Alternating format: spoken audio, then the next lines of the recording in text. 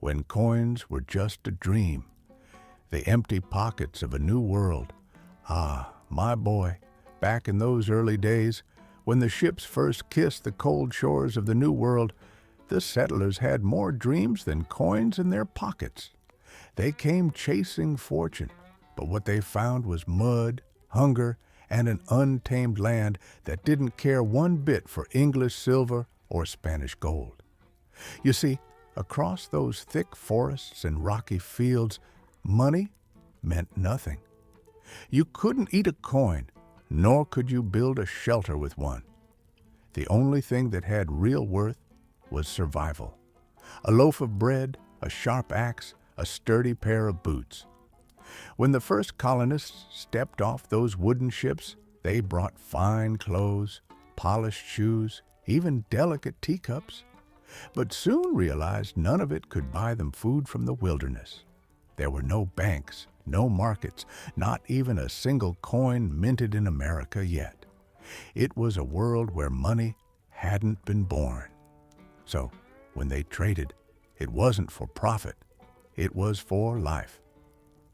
The age of barter. Now listen close, lad. When there was no coin to jingle, a man's worth was measured by what he could give. They called it barter. You needed meat? Trade a bundle of fur. Wanted new boots? Offer a sack of corn. It was a dance of goods. No paper, no coin, just the weight of one man's need against another's. Imagine a farmer trading his thick winter blanket for a few cuts of salted pork, or a fisherman swapping barrels of cod for a new hatchet. It was honest, simple, but oh, it was tricky too. Sometimes one man thought his goods were worth more than another's. That caused more than one quarrel in those cold cabins. A pound of tobacco here, a measure of corn there. Who could say what was fair? There were no price tags, only the trust between two rough, hungry souls. And because trust was rare, every trade carried a bit of gamble. The struggle for fairness. Now fairness, my boy, that was the hardest coin to find. You see, barter worked fine when both sides had something the other needed. But what if you had fish and the other man had nothing but a promise? That's when trouble brewed. Sometimes a man would say, "I'll pay you when harvest comes." And he'd walk away hoping the weather stayed kind.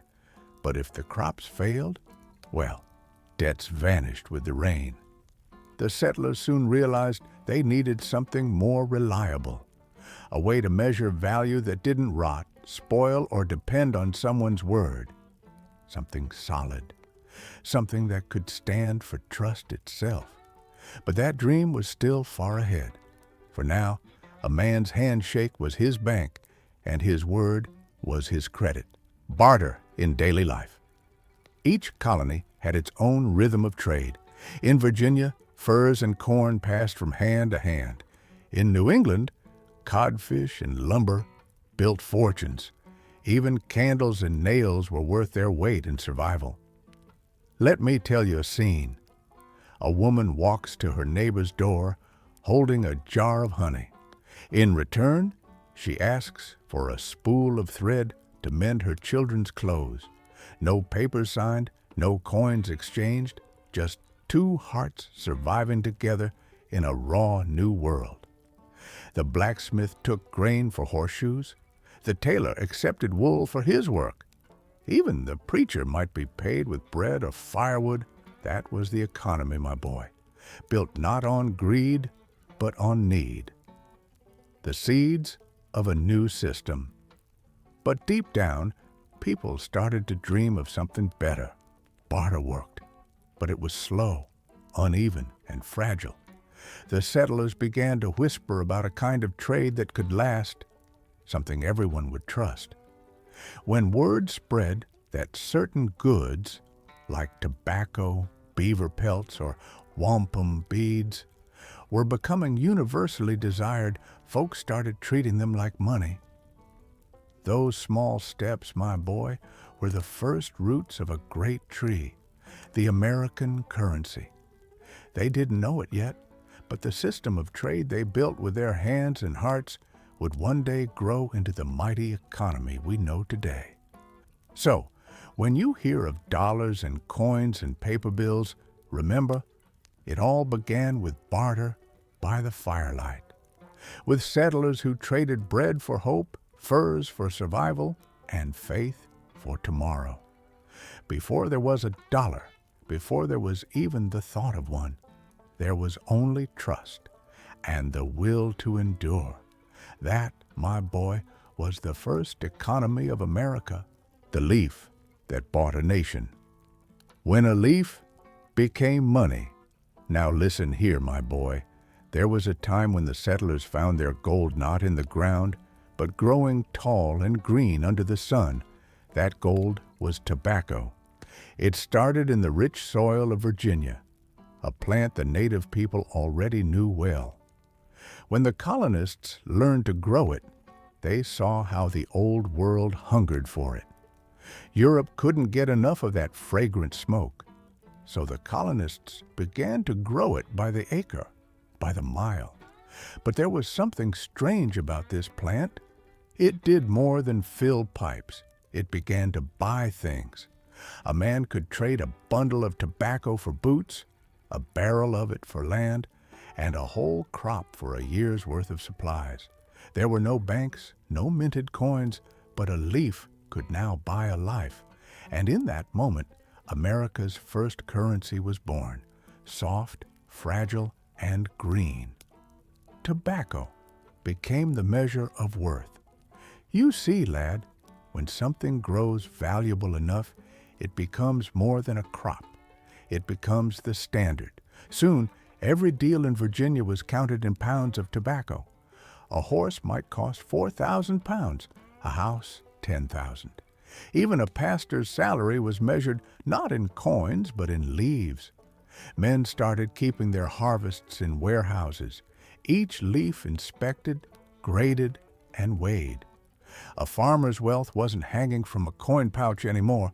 It was drying in his barn. But this new system came with its own troubles.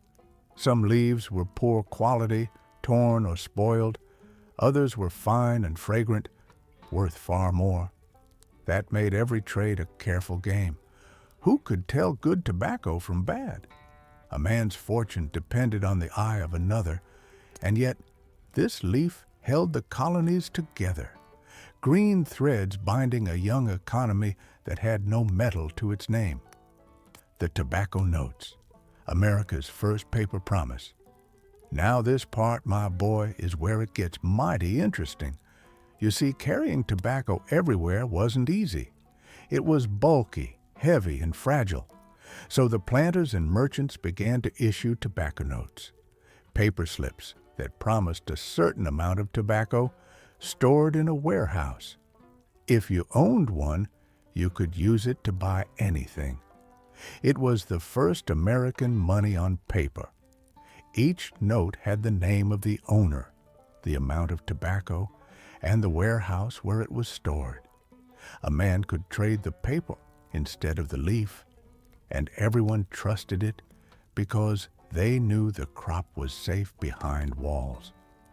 That, my boy, was the first spark of America's banking, when a piece of paper began to stand for trust, value, and labor.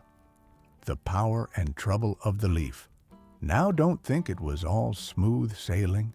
The leaf that made men rich also brought greed and trouble. Plantations grew vast, worked by countless hands, many of them enslaved. Forests were cleared, rivers clouded with mud, all to feed Europe's hunger for Virginia's gold.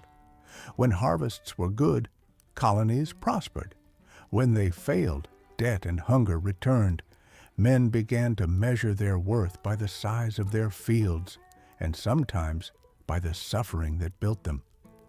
Tobacco was power, but it came with a price.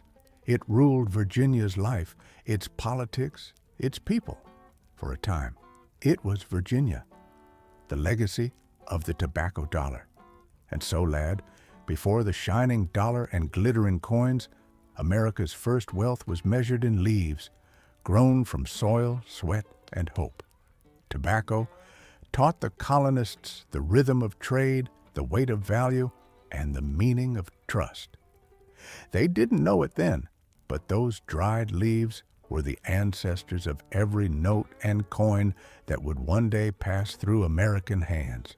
When you hold a dollar today, remember, its roots lie in the fields of Virginia, where the first Americans turned a humble leaf into a nation's fortune.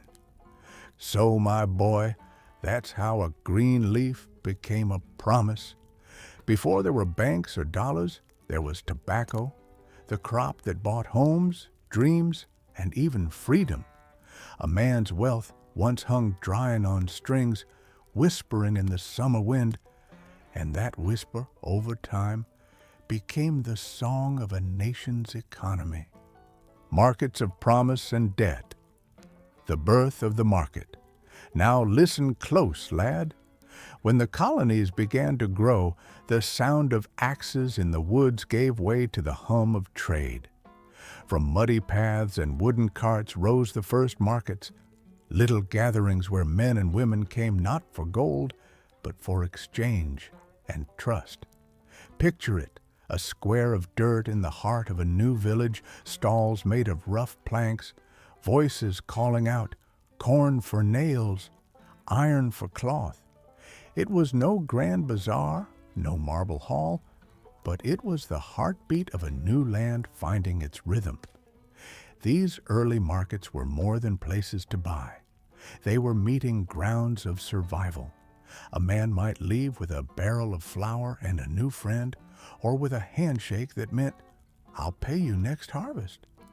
And with that simple trust, America's first debts were born, not of greed, but of hope, the rise of credit and promises. Now, my boy, as the colonies grew, people began to realize something powerful, that a promise could move goods faster than a coin. Not everyone had tobacco or tools to trade at the same time. So they began writing promissory notes, little slips of paper that said, "I owe you." These weren't fancy like modern banknotes, just ink, parchment, and a man's word. But in those times, a man's word was his bond. If you broke it, your name was worth less than mud. Merchants started keeping books, ledgers filled with debts, credits, and trades. A farmer might owe the blacksmith 3 pounds of iron. The blacksmith might owe the tailor 2 shirts. And somehow, everyone stayed connected by invisible strings of trust and promise. It was messy, aye, but it was working. The colonies were learning how to move value with paper, trust, and faith. The weight of debt. Ah, but lad, where there's promise, there's also burden. Debt crept quietly into the colonies like a winter frost. A poor farmer might borrow seed for spring, but if his crops failed, the debt grew heavier than his heart. Many found themselves trapped, owing more than they could ever repay. Some lost their land, others their freedom. You'd see men stand in market squares, faces pale as parchment, as their farms were auctioned off piece by piece. Debt was a strange beast. It built dreams and broke them just as quick. Still, people kept borrowing, trading, and hoping, for without credit, the colonies would have stopped growing. And that hope, my boy, was too strong to die. The rise of the merchant class. Now, from those humble markets rose a new kind of man, the merchant. He wasn't digging in fields or hammering nails. He was moving value. He traded goods between colonies, kept ledgers, and sometimes even issued his own notes of credit. In the 1600s, these merchants became the quiet power behind the colonies. Their pens were as mighty as any musket. A single stroke in their books could lift a man into wealth or plunge him into debt. They built connections, ships sailing from Virginia to New England, from Boston to Barbados, all carrying goods, promises, and the dream of fortune. The markets, once made of barter and trust, had turned into the early skeleton of an economy, the foundation of American trade. By the time the 1600s began to fade, America's heart was no longer just in her fields. It was in her trade. The colonies had created a new kind of wealth built not on coins but on faith, paper, and enterprise. Markets grew into towns, merchants into bankers, and small promises into systems of trust. The colonists didn't yet know it, but they were laying the foundations for something far greater, the American economy, powered by belief in the promise that tomorrow could be better. And though the coins were still scarce, the people had built something more valuable, a network of trust that would one day carry the weight of a nation's currency. So, my boy, the markets of promise and debt were not just about trade. They were about faith between neighbors. In every handshake and every note passed from hand to hand, America learned the true price of trust. And though many broke under debt's weight, others rose, building not just wealth, but a nation. The birth of colonial money. When promises weren't enough. Now listen close, lad. By the late 1600s, the colonies had grown bold. The markets were alive. Ships came and went. But still, there were no coins to count, no mint to call their own. A man might hold a dozen promises, yet still not buy a loaf of bread. Too many debts, too much trust, and too little silver to make it all real. The colonists needed something solid, something that could stand for faith itself. So they began to dream of money, not from kings, but from their own hands. The paper revolution, it started quietly, a printed note, plain and strange to the eye. Massachusetts Bay Colony, 1690. They printed the first paper bills in the New World. No gold, no silver, just ink on paper. But it carried a promise that this note could be trusted. It was born not from wealth, but from necessity. And when men held those notes, they felt something powerful, ownership.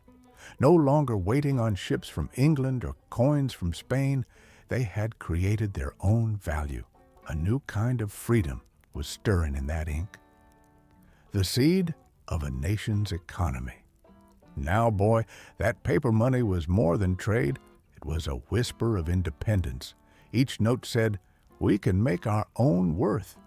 And though it was fragile, torn, and doubted by many, it became the seed from which the American economy would grow. Barter had birthed credit, credit had birthed trust, and trust had finally taken shape as money. From fields and markets to paper and ink, the colonies had found their symbol of belief. And that belief, my boy, would one day become a dollar. So remember this, lad. Before America ever minted a coin or stamped a dollar, her first currency was faith. Faith in neighbors, in work, in promise. It wasn't gold that built this land, it was trust. And that, more than silver or paper, was worth every fortune ever made.